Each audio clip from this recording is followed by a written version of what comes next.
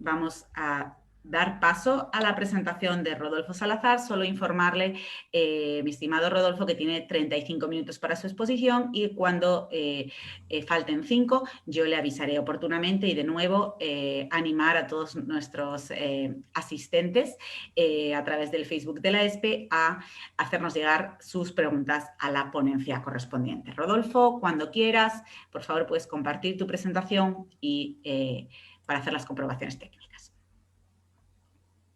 Bueno, muchas gracias, Débora. No sé si me están escuchando y está la compartida la presentación. Confirmo, por favor, pantalla completa de la presentación. Ahí va pantalla completa. Perfecto, te vemos y te escuchamos adecuadamente. Cuando quieras, la sala es tuya. Bueno, muchas gracias, Débora. Muy buenos días a todos los amigos expositores que han estado presentes durante toda esta mañana y desde el día de ayer y a quienes nos seguirán en este seminario en los días.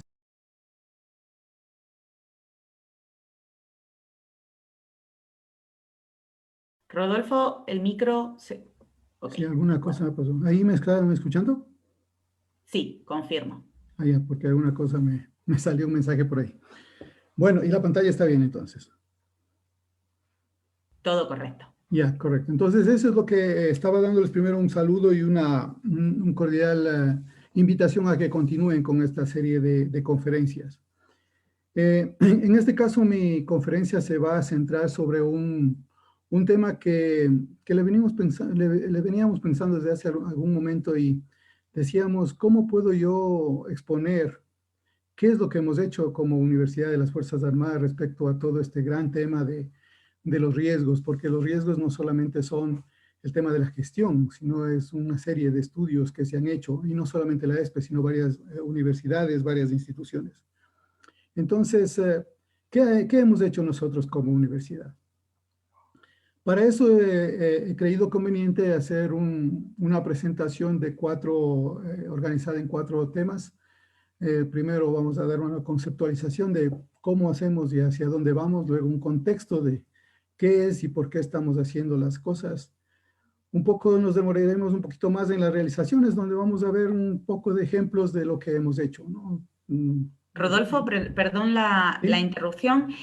Agradeceríamos si puedes prender tu cámara, si es que la conexión te lo permite.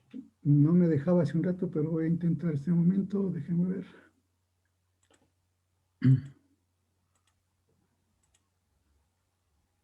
Déjame ver.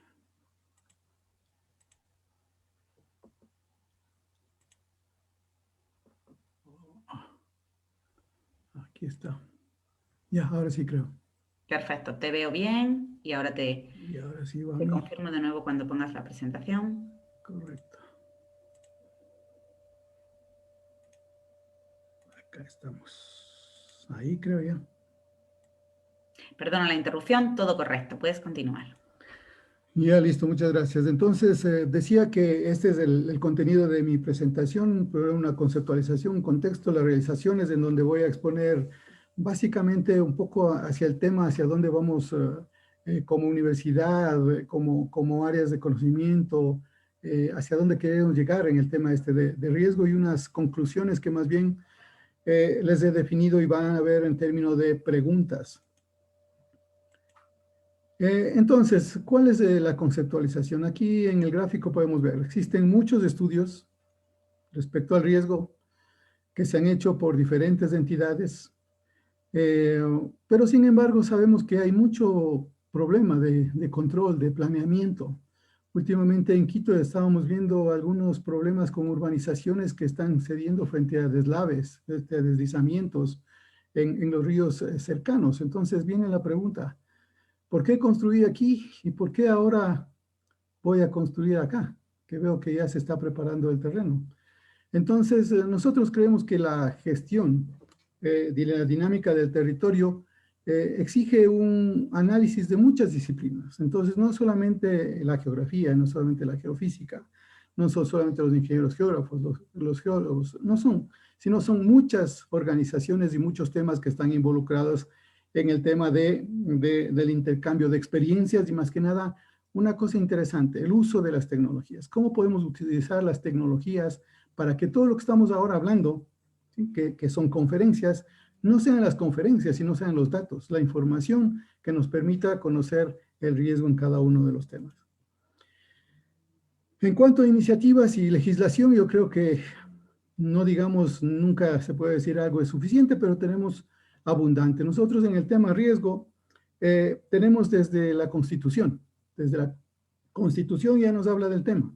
El COTAS, tenemos la Ley Orgánica de Ordenamiento, Organización Territorial, Uso y Gestión del Suelo, y tenemos, ya nos habló el director del Servicio de Riesgos, los lineamientos para incluir la gestión de riesgos en el planes de desarrollo y ordenamiento territorial. Algo muy importante, ¿cómo planifico si sé que estoy en un territorio que está sujeto a múltiples amenazas? En el ámbito internacional, y también ya vimos una presentación de que hacen muchas organizaciones, ¿no? Las Naciones Unidas, hay muchas bases de datos como ENTAD, desinventar la misma base de datos de la Secretaría de Riesgos. Hay iniciativas nuevas, que justamente es lo que les voy a presentar ahora, hacia dónde iríamos en el tema de la administración del territorio para el desarrollo sostenible.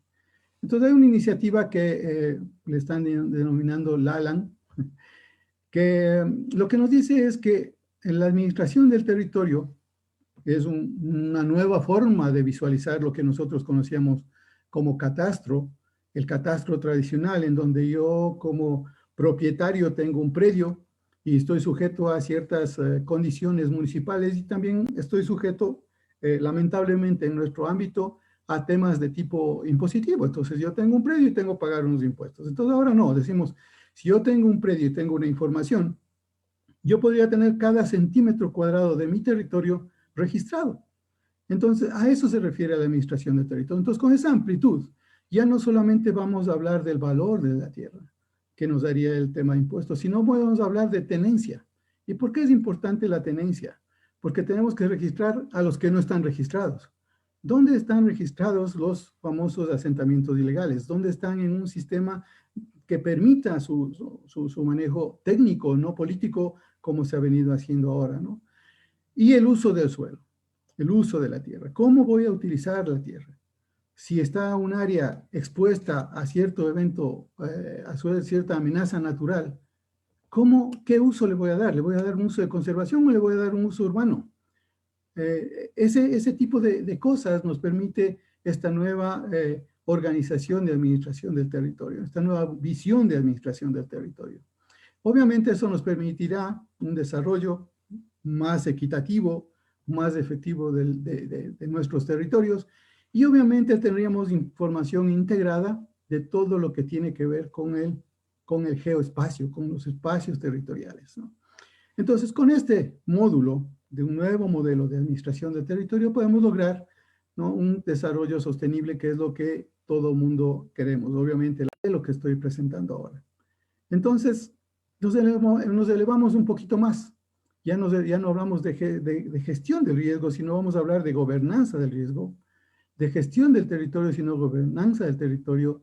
Ya no vamos a hablar de catastro, sino de administración del territorio. Entonces hemos empezado con este concepto de los elementos de la gestión del riesgo de desastres. Aquí también es otro término interesante. Ya no hablamos de la gestión del riesgo, sino gestión de riesgo de desastres, es decir, el ciclo completo. Y empezamos con un evento, cualquier evento, una inundación, un terremoto, un tsunami, cualquiera de esos eventos. Y obviamente tenemos 4 fases. La primera, la recuperación, que todos conocemos, en donde actúan los elementos que están encargados de esa recuperación, ¿no? Entonces, generalmente lo primero que vemos es los técnicos del Servicio de Gestión de Riesgos, las Fuerzas Armadas, la policía, los bomberos, la prensa, etcétera. Y tratamos de rescate, luego recuperación, dónde pongo los albergues, etcétera, etcétera. La primera fase de recuperación, ¿no? Entonces, eso es lo que generalmente nosotros estamos trabajando en la gestión del riesgo. No sabemos dónde van a haber algunos eventos y ahí tenemos el mayor componente de esta situación. Por ejemplo, aquí, ¿no es cierto? Las unidades militares saben dónde están y quiénes van a actuar en caso de que exista un evento en Santa Rosa, en Lago Agrio, etcétera, etcétera. La segunda fase es justo la, entre comillas, la nuestra, ¿no? La de identificación de riesgo. Aquí estamos todas las organizaciones que estudiamos el riesgo, o sea, en los componentes, ¿no? La amenaza, la vulnerabilidad, la exposición. Y aquí estamos muchas de las exposiciones que se han presentado y se van a presentar. Aquí se han hecho muchos estudios sobre las inundaciones, sobre los terremotos, sobre los deslizamientos, y cada uno ha hecho su contribución en este sentido. Aquí es un poco el tema académico y el tema técnico, ¿no? Dependiendo de las características y dependiendo del conocimiento, área de conocimiento de las personas. Luego tenemos el tema de la prevención y planificación, que es donde se quiere llegar. Y de hecho, ese documento de los lineamientos para incorporar la gestión del riesgo en el ordenamiento territorial están por aquí, ¿no? Entonces vemos cómo planificar el territorio, qué gestión del territorio vamos a necesitar, cuáles son las medidas estructurales, no estructurales, etcétera, etcétera. Y finalmente, la preparación. Con todo esto, necesitamos prepararnos, necesitamos estar preparados, necesitamos tener el conocimiento de qué va a pasar con mi territorio, qué va a pasar donde yo estoy. Estoy sujeto a múltiples amenazas, estoy sujeto solamente a inundaciones, etcétera, etcétera. Anteriormente se decía que el país es muy pequeño, entonces prácticamente casi todos estamos expuestos a todo, pero en diferentes medidas, en diferentes formas y con diferentes, obviamente, vulnerabilidades. Entonces, ¿cómo organizar esto en el sentido que estamos conversando de la planificación? Entonces, se piensa que el ordenamiento territorial es clave con una efectiva planificación de uso del suelo, y lo interesante aquí es utilizar este nuevo modelo de administración del territorio, que es un avanzado modelo de catastro en el que, además de los derechos, yo pueda dar restricciones y responsabilidades a cada uno de los tenentes de un espacio territorial. Y obviamente las instituciones que organizan el uso, el valor y la tenencia de la tierra. ¿Por qué la ESPE está interesado en eso? Entonces, quiero hablar un poquito de los dominios académicos. ¿Cuáles son nuestros dominios académicos? Tenemos ciencias aplicadas, humanas y sociales administrativas y seguridad y defensa. Todos ellos están organizados a la seguridad, defensa y sociedad. En el tema de las ciencias aplicadas están las carreras técnicas, todos los desarrollos tecnológicos de herramientas, innovación, etcétera. En las ciencias humanas y sociales, ¿cuál es la interacción, ¿no? Económica, social, humana de las personas y el ambiente? Y en seguridad y defensa, lo que corresponde a la defensa del país, ¿no? La defensa, la seguridad, en la sostenibilidad de la vida, de la protección, de la soberanía, etcétera. Aquí empezamos un poco con lo que quería comentarles, luego de este contexto en general. He hecho un pequeño resumen de más o menos 120 documentos académicos que encontré de los últimos años en la universidad, porque quería saber en qué área de esta gestión del riesgo de desastres es donde más hemos estudiado. Y vemos aquí este número 82. El 82% de documentos, de estudios, los hemos realizado en un 48% en lo que es la amenaza, analizar la amenaza o las múltiples amenazas sobre un territorio. El 34% sobre la preparación, aquí está un gran componente de seguridad y defensa, aquí están los planes que tienen las unidades militares que generalmente se hacen en las academias de guerra, en algunos institutos, ¿no? ¿Cómo voy a actuar? ¿Quién va a actuar en caso de? Se ha hecho muchos trabajos en ese sentido, y aquí una pequeña cuña, o sea, cuando hay algún evento en algún sitio, no es que los militares van porque van, o sea, es porque obedeció a una preparación anterior. Entonces, en ese sentido, la Universidad de las Fuerzas Armadas ha hecho un 82% de su producción académica en esta pequeña muestra que he analizado. Aquí no están los otro tipo de documentos, como informes técnicos, como apreciaciones, opiniones, etcétera, que están en el lado de acá, que son generalmente los informes que se presentan cuando se da un evento, un informe técnico de la situación, qué problemas he encontrado, etcétera, etcétera. Y apenas un 18% al momento estamos trabajando, y esto es de última data, en el tema de la prevención y mitigación, o sea, tratando de unir la gestión del riesgo con la administración del territorio. Eso es un poco el contexto en el que estamos a trabajar. La gobernanza del riesgo, como en términos académicos, ¿a qué nos lleva? Nos lleva a que contemos con 4 pilares importantes. La sostenibilidad, que no es más que una respuesta a la degradación ambiental, al agotamiento de recursos, deterioro de los servicios de ecosistemas. ¿Por qué? Si ven, aquí se ve de una forma holística, integral, ¿no? Hablamos del ambiente. ¿Qué pasa si hay una quema, como se llama en el campo, ¿no? ¿Qué pasa si se quema un bosque, si se tala un bosque, una degradación ambiental no controlada? Eso va a dar lugar a otro tipo de riesgos, a otro tipo de problemas, ¿no? Agotamiento de recursos también, o sea, ¿qué está pasando en nuestro caso, ¿no? Entonces están perdiéndose tierras agrícolas por el tema de la urbanización. ¿Y estas tierras agrícolas a dónde van? Van a los páramos, cosas de esas. Deterioro de los servicios de ecosistemas en concordancia a lo anterior. Es una reacción, la gobernanza de riesgo trata de una reacción a la incapacidad de abordar de los temas sociales y ambientales. Eso en el tema de gobierno. Muchas veces se tiene muchos estudios, pero no se tiene la capacidad de toma de decisiones para solucionar el problema. Por ejemplo, una reubicación. Recuerdo que en Muisne, cuando hubo la amenaza de tsunami hace algunos años, se pensó en reubicar Muisne. De hecho, se hizo inclusive, pero por ahí vienen las cosas interesantes, ¿no? Se pensó reubicar a las personas que estaban en la isla de Muisne. Pero al mismo tiempo se hizo un puente para pasar de la isla al continente. Entonces, ¿dónde está el criterio lógico, ¿no? O sea, si yo quiero movilizarles, les doy el pasadizo para que se muevan de un lado a otro. Entonces, ese es un poco el tema de gobierno, ¿no? Que también nos está faltando. Un poco de mitigación también nos falta, ¿no? Evitar y reducir la exposición y la vulnerabilidad. Lo que está pasando en Coca-Cola Sinclair, ¿no? ¿Cómo evito todas esas situaciones? ¿Cómo hago para que esa situación no se dé, para que ese retroceso de alguna manera se controle? Un poco en ese tema de la gobernanza. Y una respuesta a las condiciones ambientales, ¿cómo nos adaptamos, ¿no? Como ya sabemos qué va a pasar, pues sabemos y tenemos muchos estudios, pero ¿cómo nos adaptamos? ¿En qué capacidad de adaptación estamos? Obviamente esto tiene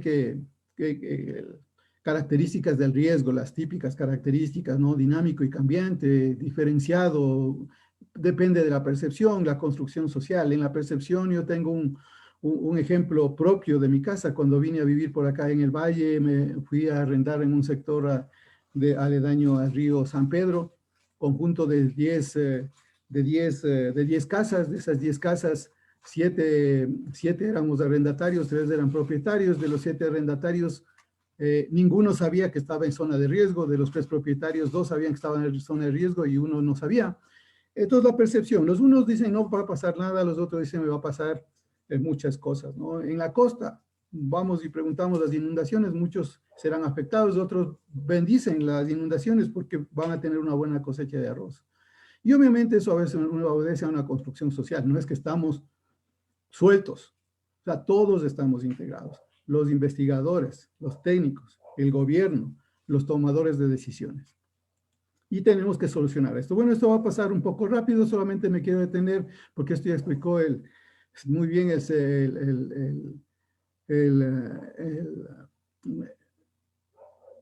secretario del Servicio de Riesgo de Emergencias. Bueno, no estoy un poco confundido con el nombre, pero es por el tema ¿no? Ya conocemos las amenazas. Se nos dice que debemos analizar estas amenazas en el país.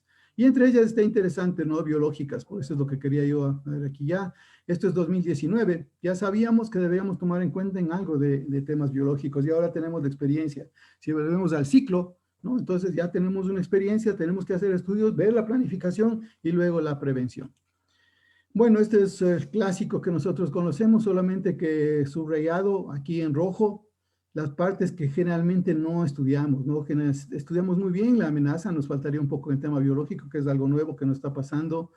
Tenemos que estudiar mucho la vulnerabilidad, ¿no? Hacer curvas de vulnerabilidad, qué está pasando, cómo está en cada caso, cada una de las amenazas, y obviamente la cuantificación, ¿no? de los daños de las personas, la salud, el comercio, la educación, los asentamientos informales, etcétera. Entonces son las partes que nos faltarían. Aquí un poco de ejemplos, ¿no? Que lamentablemente eso es lo que nos pasa. Queda en papel. Aquí están unos ejemplos de tesis de grado. Tenemos libros, tenemos papers, Q1, Q2, Q3, como nos gusta a los académicos, decir, saqué un paper Q1. Ahora viene la pregunta, ¿no? Por eso decía, en las conclusiones mías van a ser preguntas. Ahí viene la pregunta, ¿quién leyó esto? ¿Quién utilizó estos papers? ¿No? Entonces, algo debe hacerse para que eso funcione. Siguiendo un análisis que se hizo preliminar en el año 2016 sobre la evaluación de la gobernanza del riesgo en los términos de estructura, procesos y las agencias o instituciones, salieron estos datos. Donde estamos fallando más es en la reducción del riesgo, la planificación del riesgo y la recuperación frente al desastre. Esto les digo desde el año 2016. Posiblemente tenga un pequeño sesgo, no se ha hecho una actualización por el tema del terremoto del 2016, justo que estaba de moda en ese momento, pero sí nos da una idea de que aquí es donde estamos un poco fallando en cuanto a la planificación del territorio, ¿no? ¿Cómo reduzco el riesgo? ¿Cómo planifico el riesgo? No es que voy a planificar que algo ocurra, sino cómo planifico, ¿no? Para que ese riesgo no me afecte. Y estamos bastante bien, digamos, en políticas, lo que es la política, la legislación, etcétera, etcétera. La respuesta, si no es óptima, pero hay una respuesta, hay organismos que tienen esas respuestas. Y la preparación, no hay una preparación. Habíamos dicho que en los temas de estos de preparación para salir existe, ¿no? Entonces, pero aquí es donde deberíamos de alguna manera enfocar. Con esos datos se hizo un ejercicio utilizando la información de EMDAT, al 2016, trabajando las 5 áreas en las que más ha trabajado en la ESPE, ¿no? En términos de referentes al riesgo, en términos de inundaciones, actividad volcánica, sequías, terremotos y deslizamientos. Aquí están unos porcentajes en cuanto a afectados por la inundación. Vemos que los que mayor afectados son por inundaciones, luego le sigue actividad volcánicas, terremotos, etcétera, etcétera. Afectado está en general, no heridos, desplazados, etcétera, etcétera. Pues porcentaje de daños, los daños aquí, por eso hay un pequeño sesgo, porque aquí estaba de moda el terremoto 2016, pero inundación, terremotos, sabemos que son las que más afectaciones tienen por la amplitud, ¿no es cierto?, de la afectación. Y obviamente porcentajes de daños, terremotos en este caso. Con eso se hizo una evaluación, una primera corrida, digamos, de una evaluación multicriterio utilizando esos valores de afectados por daños, fallecidos, etcétera, etcétera. Y se hizo una primera corrida de una evaluación multiamenaza. Aquí tenía 2 objetivos. Uno, utilizar los datos existentes históricos y otro, utilizar la cartografía existente. O sea, los datos existentes. No se hizo nada, no se hizo actualización de inundaciones, sino lo que existía en ese momento. Y con esa información, ¿cuál era el objetivo? El objetivo es ver si es que con esa información ya deberíamos tener una previa alerta de qué es lo que nos pasa. Entonces, esta evaluación multiamenaza nos dio este resultado gráfico que nos indica las áreas rojas y naranja, las áreas de mayores afectaciones, y las áreas amarilla y un poco azul acá, donde hay menor afectación de múltiples amenazas, considerando estas 5 de acá. Estos puntos de aquí que hemos puesto es donde justo esta evaluación coincidió en más del 80% en cuanto a la ubicación de las múltiples amenazas y considerando la afectación del terremoto del 2016. Otra coincidencia, los ejemplos que nos presentan los lineamientos, el documento de los lineamientos para la gestión del riesgo en el plan de ordenamiento territorial, ya conocen también los sitios. Entonces, ¿qué quiere decir? Conocemos, sabemos exactamente qué nos va a pasar, pero ahora, ¿qué hacemos?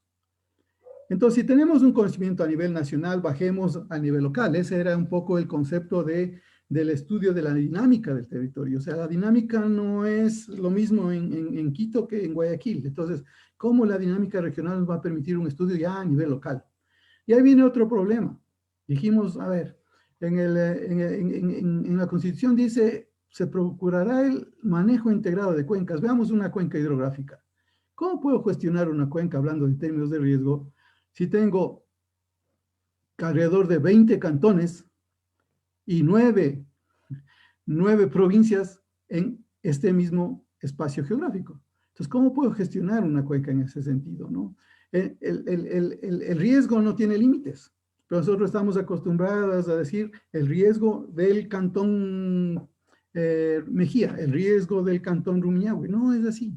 El riesgo es mucho más amplio. Entonces, se ocurrió hacer lo mismo que hicimos a nivel país en una cuenca hidrográfica con una información de mejor nivel y de mejor detalle, ¿no? Entonces, los mismos ítems que habíamos dicho, o las mismas amenazas, y aquí el resultante, ¿no? Entonces, aquí está un poco el resultante, las zonas rojas, donde en teoría son las de mayor exposición, las naranjas un poco menos, y aquí una pequeña comprobación que también se hizo, ¿no? Aquí una cosa interesante es por qué se tomó estos dos niveles, porque esos son los que luego vamos a ver que corresponderían a áreas de restricción y responsabilidad respecto a una administración del territorio. Aquí se ha puesto un ejemplo de pruebas, ¿no? de áreas de inundación que cada vez estamos viendo últimamente en Rumiñahui, que consideran estos temas, estas áreas. Por acá está el tema del troje, que hace algunos años nos dejó sin agua a Quito. Y eso es el contexto general de la realización, es cómo está englobado el tema de riesgo aquí en nuestra área de conocimiento de la universidad. Y aquí unos ejemplos de lo que hemos trabajado, ¿no? De los múltiples. O sea, a mí cuando me dijeron haga esta presentación me pusieron en aprietos porque no sabía qué escoger, pero he cogido los que son más detalle y un poco de más desarrollo, ¿no?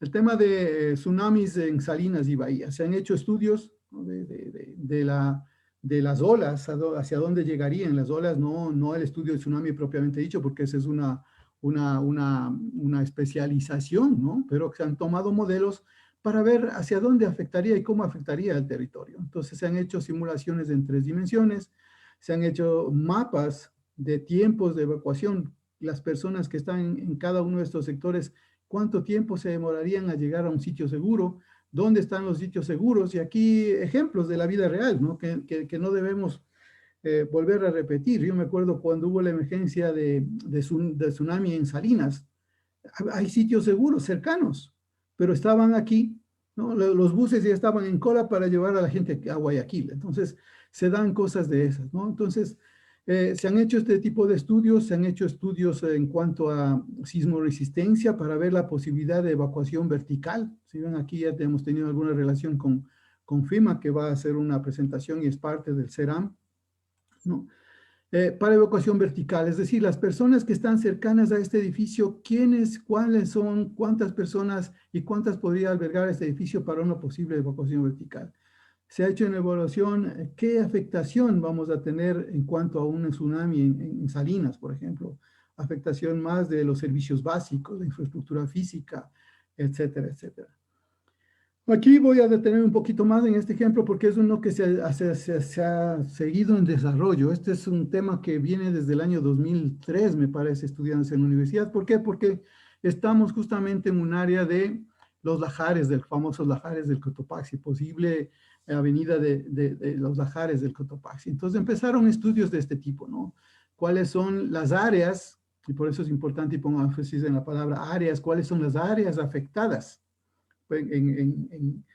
por estos potenciales lajares, ¿no? En las diferentes intensidades, que son los que nos dan los organismos que estudian este tipo de fenómeno.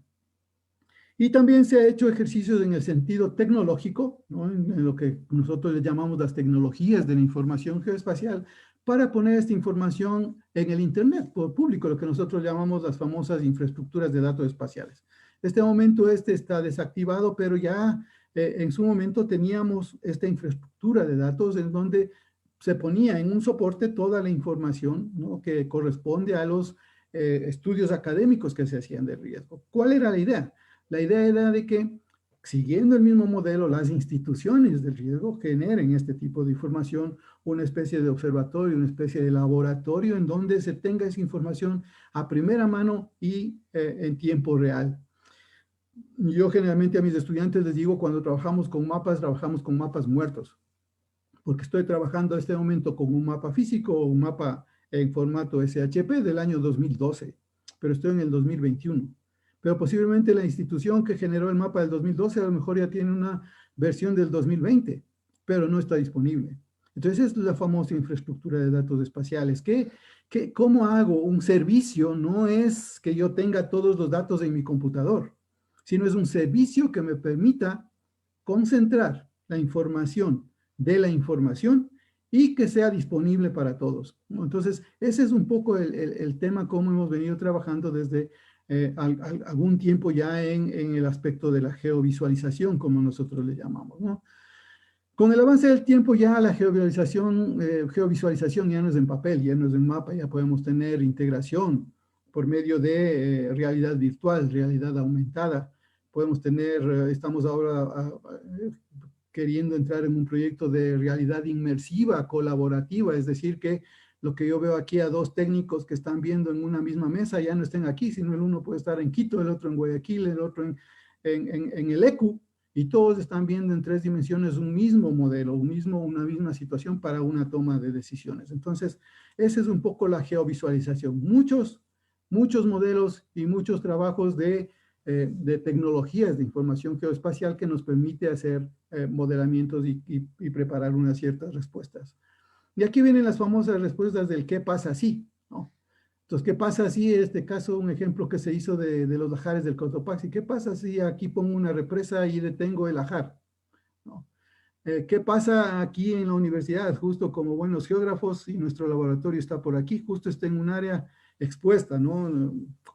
En términos leves, de acuerdo a los estudios, pero eso es lo que nos está pasando, ¿no? Entonces, ¿el qué pasaría si? Rodolfo, perdona la ¿Sí? interrupción, te quedarían 5 minutos. Híjole, según yo me faltaba un poco más, pero bueno.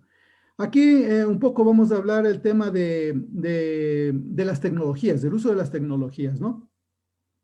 ¿Qué pasó en el terremoto de abril de 2016? ¿Cómo utilizamos las tecnologías? Información satelital que nos indica el caso típico del hotel aquí, antes, después, para hacer evaluaciones. Pero se hicieron algunos proyectos y algunos procesos que fueron exitosos, ¿no? El uso, por ejemplo, de información de Google Street, ¿no es cierto? OpenStreetMap, etcétera, etcétera. Y una cosa interesante que se gestó ahí, el famoso geovoluntarios, en donde en esa época estaba en auge, ¿no? Estaba empezando el tema de los famosos UAB, y había muchos voluntarios que tenían ese tipo de instituciones y personas de ese tipo de herramientas. Entonces el IGM concentró, ¿no es cierto?, a esos gestores y creó este tipo de información que era en línea y en tiempo real. O sea, él concentraba esa información, lo que les decía, el IGM no hizo eso. Bueno, tomó también fotografía, pero no es que él tiene toda esa información, sino le pasan muchos y le pone a disposición un servicio para el público. Y salieron cosas como estas, ¿no? Que se presentaban en tiempo real, Esmeraldas, por ejemplo, información antes del sismo, después del sismo, Guayas antes del sismo, después del sismo, Manabí antes del sismo, y esto estaba en un portal, en este caso del IGM, que es unas partes que está integrando el CERAM, y este tipo de informaciones para tomar decisiones. Es decir, ya existe experiencia para trabajar con información distribuida y con información colaborativa.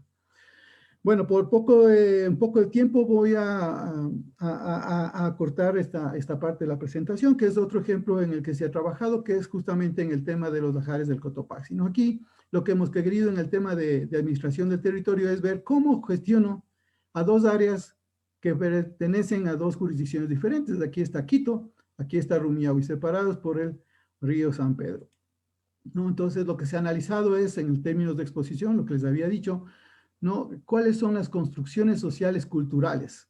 Es decir, ¿dónde habría mayores aglomeraciones y cuáles son socialmente instalaciones o construcciones que pueden ser afectadas en uno u otro cantón, en el área escogida para el estudio? Aquí está el modelo de los lajares, ¿no? Con sus alturas de columna de lajar, y se ha dividido en 4 zonas, ¿no? De las cuales 2 corresponden a Quito y 2 corresponden a Quito y 2 corresponden a Rumiñahui. En cuanto a construcciones comprometidas, se ha hecho un análisis, por ejemplo, de número de construcciones y cuáles son fatalmente comprometidas en estas zonas, especialmente en las que están en color oscuro más oscuro, ¿no? Y se ve que el 100% de las construcciones personales y sociales culturales van a ser comprometidas en este sector en los dos cantones. Se ha hecho también aquí una encuesta, ¿no? Respecto a la percepción y al grado de preparación de las personas. Y aquí se obtuvo un dato especial, ¿no? Que el 68% de las personas en la zona 1 y 2, que se definieron que son las más posiblemente más afectadas, están en una preparación del 68.10% en base a una encuesta en campo, del 31.9% no estaban preparados con estos conceptos, ¿no? Si conocen la ruta de riesgo, si conocen las que están en zona de riesgo, conocen rutas de evacuación, si ha participado en simulacros, etc. Si este número este porcentaje, digamos, de personas no están preparadas en esta zona y comparamos con las personas que existen aquí, que se hizo también un censo de esas personas, resulta que se estima un fallecimiento de personas. Entonces, la idea no era saber los datos, no veamos el número, que yo sé 596, porque ahí me van a preguntar, no sé si es que es en el día o en la noche, no sé si es que es un sábado, un domingo o es un lunes, sino es un modelo de que sí es posible hacer ese tipo de apreciación. Lo mismo se hizo para servicios vitales, ¿no? Y aquí hay una cuestión interesante, ¿no? El más afectado, a pesar de que la zona, habíamos dicho que el alcance de un riesgo no tiene límites político-administrativos, pero sin embargo, poniendo el límite administrativo, nos damos cuenta que en caso de uno de estos eventos, el más afectado va a ser realmente Rumiñahui, ¿no? Especialmente corresponde a agua potable. Luego, siguiendo este proceso, le habíamos dicho, es siguiendo un modelo que se utiliza en Nueva Zelanda, que se siguió para ver qué pasa en nuestro país, y se hizo una clasificación de severidad de impacto, ¿no? Tanto para Quito como para Rumiñahui, y vemos, como les había dicho, que Rumiñahui está en peores condiciones que Quito, siendo el área de afectación la misma. ¿Por qué es importante? Y aquí déjenme, esto aparece un crucigrama, pero ¿cuál es la idea de la integración de la administración del territorio con el riesgo? Todos conocemos una hipoteca, ¿no? Todos conocemos un sistema de catastro. Yo tengo un derecho sobre un predio que corresponde a un municipio. Pero yo tengo un derecho, pero al mismo tiempo puedo tener una restricción, por ejemplo, si tengo una hipoteca. Entonces, este modelo ya existe.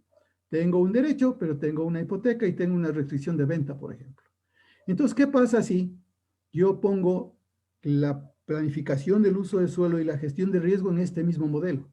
Entonces, yo soy un dueño, tengo un predio, tengo un derecho que posiblemente esté hipotecado, pero por los temas de vulnerabilidad posiblemente tenga restricciones y responsabilidades. Es decir, de lo que empezamos hace años a trabajar en áreas, en donde yo digo, esta es área expuesta, ahora ya no es área expuesta, es un predio expuesto.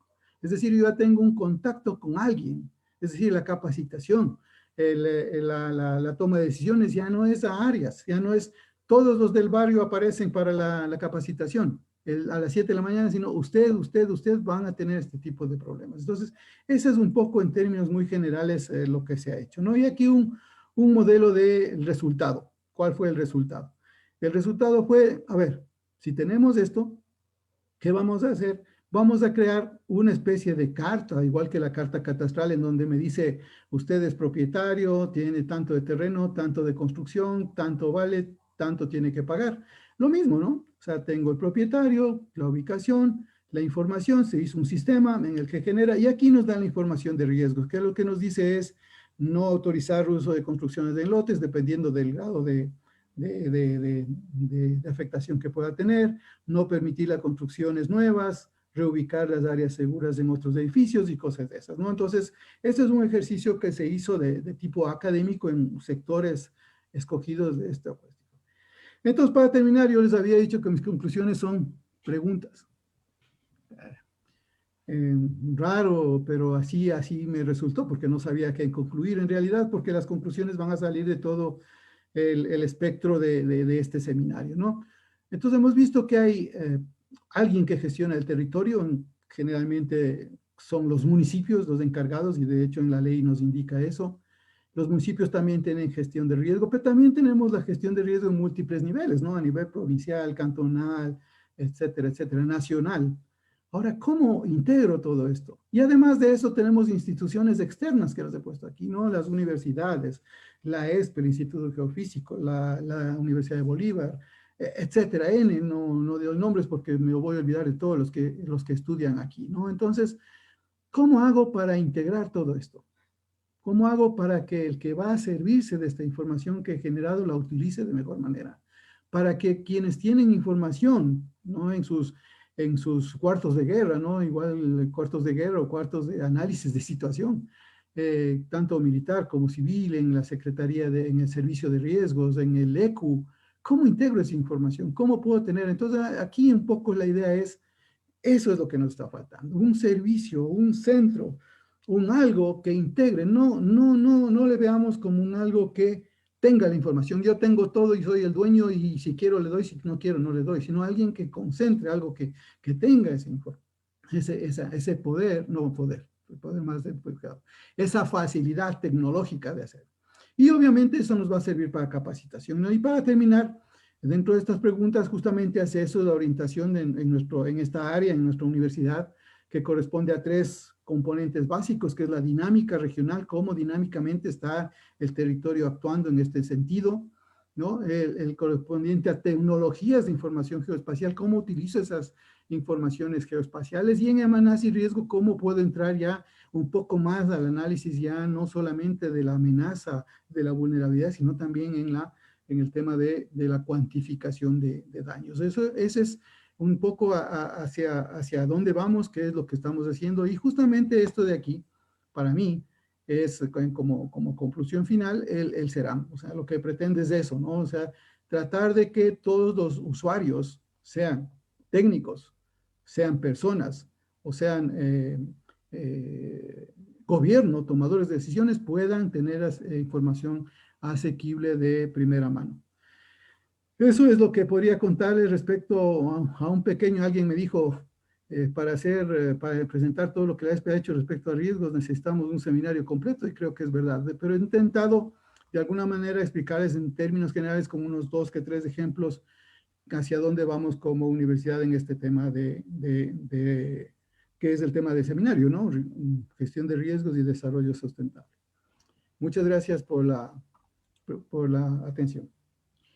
Muchas gracias a ti, Rodolfo, por explicarnos de esta manera tan pedagógica la importancia de integrar la gobernanza del riesgo y del territorio, por detallar y dar valor a los trabajos que está realizando la ESPE en cuanto a gestión de riesgo, con esos ejemplos tan aplicados como los lahares del Cotopaxi en el Valle de los Chillos, los tsunamis en Salinas y en Bahía de Caracas, y también por diferenciarnos al principio de la presentación incluso conceptos muy importantes como el valor, el uso, el desarrollo, la tenencia de las tierras. Entonces, de nuevo, muchas gracias además por dejarnos al final con todos esos interrogantes para que efectivamente reflexionemos sobre la importancia de la integración y cómo el CERAM sería efectivamente esa plataforma. Esa es la idea, la filosofía del CERAM, que sea esa plataforma de integración. Con esto voy a pasar a un par de preguntas. Una pregunta que tenemos aquí a través de nuestras redes sociales del Facebook por parte de nuestra compañera docente, Miriam Fernández, te quiere preguntar ¿cuáles serían las estrategias para vincular la investigación con las necesidades institucionales, nacionales o cantonales? Bueno, la primera estrategia, como intenté decir en mi presentación, era justamente la divulgación de la información, ¿no? Entonces, pero la divulgación en términos concentrados, no sé si ese término me explico bien, pero la idea de concentración no significa tener todo, sino que sea un servicio tal cual yo pueda acudir y pueda obtener esa información. Entonces, primero esa es la transparencia, ¿no? Yo tengo información y ¿para qué la tengo guardada? Yo siempre les digo, por ejemplo, ¿no? Yo tengo un estudio del año 2000, hablaba de la cartografía muerta, como buen cartógrafo, me centro más en los temas geográficos cartográficos, que al final no son más que una representación de un tiempo T, de una imagen del territorio, ¿no? Entonces es un modelo del territorio en un tiempo T. con unas características propias. En este caso, por ejemplo, en el caso de ambiental, ¿no? Del ambiente en ese momento. Entonces, pero si yo tengo la información, ¿no?, del año 1986 y planifico con lo del 86, resulta que en el 2021 ni se parece la planificación y obviamente no se va a cumplir. Aquí un ejemplo, ¿no? A mí me enviaron uno de los primeros trabajos en el IGM, vaya a delimitar la reserva ecológica Manglares Churute. Llegué a Manglares Churute y encontré pura camaroneras. Entonces digo, ¿y eso qué es reserva ecológica? Entonces resulta que era en el año, no recuerdo los años, pero por decir algo, en el año 86, y el decreto lo hicieron con cartografía del 78. Entonces, esas cosas no pueden pasar. Entonces, primero la transparencia, que todos tengan, y que cada uno tenga una responsabilidad de algo, solo de algo, no todos de todo. O sea, el conjunto es de todos, todos de todo. Pero uno hace lo que hace para algo. Entonces, uno hace la cartografía, el otro hace el sistema de conservación, el otro hace el sistema, pero todo está en un mismo sistema que yo puedo de alguna manera utilizar, al que puedo acceder. Esa es, yo creo, la primera y principal estrategia. Si no tenemos ese nivel de compartir información y de transparencia en la información, no llegamos a nada por más que quisiéramos hacer otras cosas. Efectivamente, toda la razón, Rodolfo, muy de acuerdo. Además de felicitarte porque has tenido más de 130 seguidores online y muchísima gente te ha felicitado por tu presentación personalmente, otra consulta por parte de José Tamayo dice: ¿cuál sería la escala ideal o idónea en la que los datos sean capturados para ser considerados como parte de la gobernanza del riesgo, o de qué dependería que hubiera diferentes escalas? Viene un poco en enlace con la contestación a la pregunta anterior, ¿no? Muchas veces nosotros como geógrafos, por eso decía yo geógrafo de nacimiento, como a veces les digo, yo soy geógrafo de sangre, a veces nos centramos mucho en la precisión, en la escala. El territorio no tiene precisiones ni tiene escalas. Entonces tiene que ser multiespacial y multitemporal y multiescalar. Es decir, por eso es lo que había puesto el ejemplo. Primero dijimos, a ver, con la información que se tiene, había información a escala 1.000.000, uno 250.000, uno 100.000, en el primer ejemplo que puse. Dijimos, a ver, eso ya está disponible. ¿Disponible en dónde? Nos tocó buscar, pero está disponible de todos modos. Unos eran del 2003, otros de 2006, 2008. Y con eso, ¿qué pasaría si es que hago un modelo y veo? Y realmente puedo definir, ¿no es cierto?, con esa multiescalabilidad a nivel nacional algo. Entonces después dijimos, ahora vamos a ver a nivel cuenca hidrográfica, donde están muchos cantones. Entonces otro nivel de escala, a mayor detalle. Y luego dentro de esa cuenca, a lo mejor yo digo, voy a ver solamente Quito. Y me pongo a hacer solamente Quito, solamente Rumiñahui. Y aquí un tema interesante entre Quito y Rumiñahui, que siempre tengo una cosa metida en mi cabeza, ¿no? ¿Por qué Quito hace solo Quito y Rumiñahui hace solo Rumiñahui si son lo mismo? Que es en el ejemplo que presenté también. Entonces ahí estamos llegando a nivel de detalle y nivel predial. Entonces todo depende de cómo estamos trabajando. Entonces, por un lado, el catastro está trabajando en nivel predial, si es que queremos hablar de escala 1.000, pero por otro lado el riesgo de pronto está trabajando a nivel cantonal a escala 1.25.000. Pero esos dos, ¿no es cierto?, se unen, entre comillas, ¿no?, y nos pueden dar la información que puede servirnos a nivel predial, ¿no es cierto?, ya para saber exactamente qué afectaciones o qué problemas va a tener esos predios. Ahora, si yo quiero más todavía que hacer los predios que van a ser afectados, puedo ir predio por predio, a ver si en realidad funciona. Entonces, si en la escala es en realidad dinámica, ¿no? Como es dinámica el territorio. A veces había dicho es dinámico en espacio, dinámico en tiempo. Entonces, eso también tenemos que considerar. Entonces, un poco, tenemos que quitarnos un poco el chip ese de escala, de un centímetro, del milímetro, a pesar de que yo dije, ¿no?, que debemos saber que cada centímetro cuadrado a quién pertenece, pero ese es un poco un decir. Sí, ese dinamismo y ese adaptarse a las situaciones que nos comentas es clave para adaptarse a la idiosincrasia de las instituciones. Efectivamente, un poco en relación a las preguntas anteriores, considerando que los GATS cantonales tienen la competencia exclusiva del uso y ocupación del suelo y también tienen responsabilidades sobre la gestión del riesgo, ¿cuáles consideras tú que son las principales limitaciones para los GATS cantonales en esa gestión integrada del riesgo y del territorio?